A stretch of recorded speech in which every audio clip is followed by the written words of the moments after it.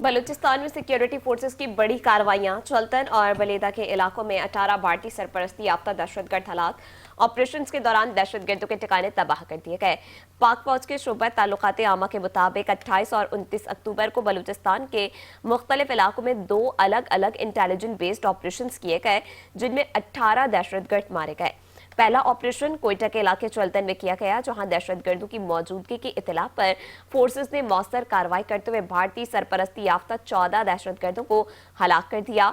दूसरा operation cage के इलाके बलीदा में किया गया, जहां दहशतगर्दों के ठिकानों को तबाह करके 4 दहशतगर्दों को हलाक किया गया। ISPR के मुताबिक दहशतगर्दों से असलहा, गोला बारूद और बारूदी मवाद बरामद किया गया है, जो मुख्तलिफ दहशतगर्दाना कार्रवाइयों में मुलविस थे। फौजी तर्जुमान का कहना है कि भारतीय स्पॉन्सर्ड दहशतगर्दों के मुकम्मल खात्मे तक क्लियरेंस ऑपरेशन जारी रहेगा, जबकि सिक्योरिटी फोर्सेस अज़्म इस्तेहकाम के तहत दहशतगर्दी के नासूर को जड़ से उखाड़ने के लिए पुरअज़्म हैं।